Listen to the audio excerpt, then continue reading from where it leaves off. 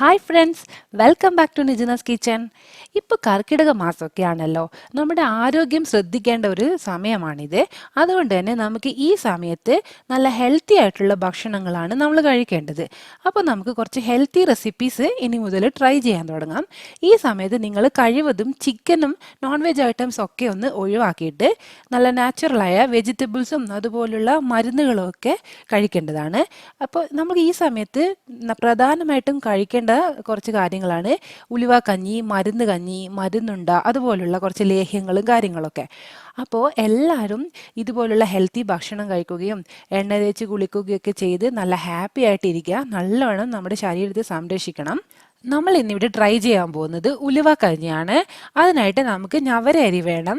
ഞവര അരി വളരെയധികം medicinal values ഉള്ള ഒരു അരിയാണ്. ഇതിൻ്റെ ഗുണങ്ങളൊക്കെ ഞാൻ ഡിസ്ക്രിപ്ഷൻ ബോക്സിൽ ഇടാം. 1 കപ്പ് ഞവര അരി ഞാൻ എടുത്തിട്ടുണ്ട്. നിങ്ങൾക്കിത് ഓൺലൈനിലും വാങ്ങിക്കാൻ കിട്ടും. എന്നിട്ട് നമുക്കിതൊന്ന് കഴുകിയിട്ട് കുറച്ച് വെള്ളത്തിൽ കുതിർത്ത് വെക്കാം. ഒരു 5-6 മണിക്കൂർ കുതിരാൻ വെക്കണം. ഇതിന് കുറച്ച് വേവ് കൂടുതലാണ്, അതുകൊണ്ടാണ്. പിന്നീട് നമുക്കിവിടെ ഒരു 1/2 കപ്പ് മട്ടയരി വേണം. ഒന്നുകിൽ നിങ്ങൾക്ക് മട്ടയരി എടുക്കാം, അല്ലെങ്കിൽ ഉണക്കലരി എടുക്കാം. ഞാനിവിടെ ഉണക്കലരിയാണ് എടുത്തത്. ഇത് നമുക്കൊന്ന് 5-6 മണിക്കൂർ കഴുകിയിട്ടൊന്ന് കുതിർക്കാൻ വെക്കാം. പിന്നെ നമുക്ക് ഉലുവ വേണം. ഞാനിവിടെ ഒരു 3 ടേബിൾ സ്പൂൺ ഉലുവയാണ് എടുത്തിട്ടുള്ളത്. നിങ്ങൾക്ക് ഉലുവയുടെ ടേസ്റ്റ് ഇഷ്ടമാണെങ്കിൽ ഒരു 1/4 കപ്പ് വരെയും എടുക്കും. അടുത്തത് ചെറുപയറാണ്. ചെറുപയറും ഞാൻ 1/2 കപ്പ് എടുത്തിട്ട് കഴുകിയിട്ടൊന്ന് കുതിരാൻ വേണ്ടി വെച്ചിട്ടുണ്ട്.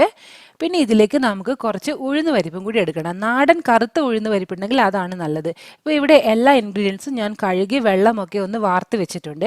ഇതിൻ്റെ കൂടെ തന്നെ നമുക്ക് ചെറിയുള്ളിയും വെളുത്തുള്ളിയും കുറച്ച് ഇഞ്ചിയും കൂടി ചെറുതായി അരിഞ്ഞതും കൂടി വേണം. നമ്മുടെ ഉലുവയും ചെറുപയറും ഉഴുന്ന് പരിപ്പും ഒക്കെ ഞാനിവിടെ വെള്ളമൊക്കെ കുറച്ച് മാറ്റി വെച്ചിട്ടുണ്ട്. ഇനി ഇതിലേക്ക് നമുക്ക് നല്ല ജീരകം വേണം. 1 ടേബിൾ സ്പൂണ് ജീരകം കൂടി എടുത്തിട്ടുണ്ട്. പിന്നെ നമ്മൾ ഇതിന് ഉപ്പിന് പകരം നമ്മൾ ചേർക്കുന്നത് ഇന്ദുപ്പാണ്. പിങ്ക് ഹിമാലയൻ സോൾട്ട് എന്ന് പറഞ്ഞിട്ട് നിങ്ങൾക്ക് വാങ്ങിക്കാൻ കിട്ടും. സൂപ്പർ മാർക്കറ്റിലൊക്കെ അവൈലബിൾ ആണ്. പിന്നെ കോക്കനട്ട് മിൽക്കും കൂടി വേണം. 1 തേങ്ങയുടെ പാലാണ് ഞാനിവിടെ എടുത്തിട്ടുള്ളത്. ഇനി നമുക്ക് ഈ എല്ലാ അരിയും ഈ ധാന്യങ്ങളും ഒക്കെ നമുക്കൊരു കുക്കറിലേക്ക് ഇട്ട് കൊടുക്കാം. ഈ ഒരു ഉലുവ കഞ്ഞിയിലേക്ക് നിങ്ങൾക്ക് ഇഷ്ടമുള്ള ധാന്യങ്ങളൊക്കെ ചേർത്ത് കൊടുക്കാവുന്നതാണ്. പക്ഷെ നിങ്ങൾ തീർച്ചയായും ഞവര അരി ഇതിൽ ഉൾപ്പെടുത്തിയിട്ടായിരിക്കണം. ഞവര അരിക്ക് വളരെയധികം ഔഷധ ഗുണങ്ങളുള്ള ഒന്നാണ്. ഞവര കിഴി എന്നൊക്കെ കേട്ടിട്ടുണ്ടാവല്ലോ. പലതരം ആയുർവേദ ഔഷധങ്ങളിലോ ഒരു കൂട്ടായിട്ട് എടുക്കുന്ന ഒരു അരിയാണ് ഞവര അരി.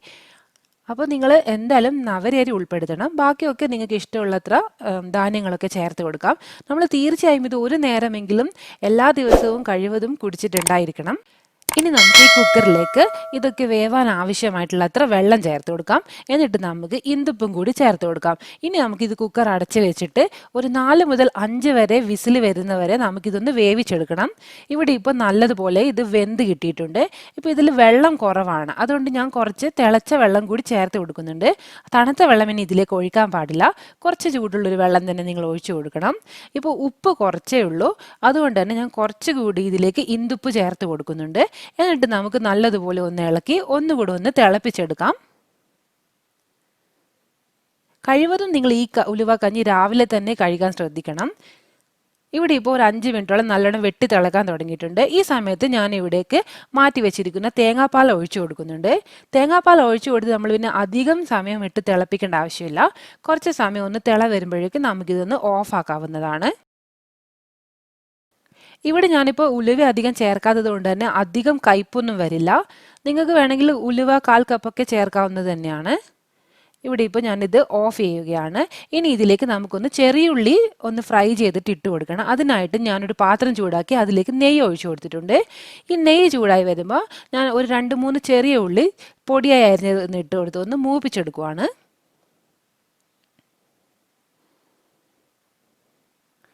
ഏകദേശം ഒരു ബ്രൗൺ കളറായാൽ മതി. അധികം കരിഞ്ഞു പോകുന്നു ചെയ്യരുത്, അപ്പോൾ ഇതിൻ്റെ ടേസ്റ്റ് ഒന്ന് മാറിപ്പോകും. നിങ്ങൾക്ക് ഇഷ്ടമില്ല എന്നുണ്ടെങ്കിൽ ഈ ഒരു സ്റ്റെപ്പ് നിങ്ങൾക്ക് സ്കിപ്പ് ചെയ്യാവുന്നതാണ്. ഇത് നിങ്ങൾ ചേർക്കേണ്ടതില്ല. പകരം നിങ്ങൾക്ക് ജസ്റ്റ് നെയ്യ് മാത്രം ഒഴിച്ചു കൊടുത്താലും മതി. ഇവിടെ ഇപ്പോൾ ഞാനിത് ഒഴിച്ചു കൊടുത്തിട്ടുണ്ട്. ഇനി നമുക്ക് ഇളക്കി കൊടുത്ത് എല്ലാം കൂടെ ഒന്ന് മിക്സ് ചെയ്ത് കൊടുക്കാം. അതിൻ്റെ കൂടെ 1 ടേബിൾ സ്പൂൺ നല്ല നെയ്യും കൂടി ഒഴിച്ചു കൊടുത്തിട്ടുണ്ട്.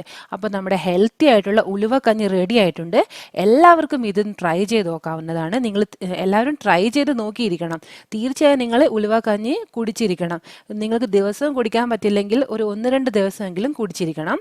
അപ്പോൾ എല്ലാവർക്കും വീഡിയോ ഇഷ്ടമായി എന്ന് കരുതുന്നു. ഇഷ്ടമായിട്ടുണ്ടെങ്കിൽ സപ്പോർട്ട് ചെയ്യുക, ലൈക്കും കമൻറ്റും ചെയ്യുക. Thank you for watching this video. നമുക്കിനി പുതിയൊരു എപ്പിസോഡിൽ വീണ്ടും കാണാം.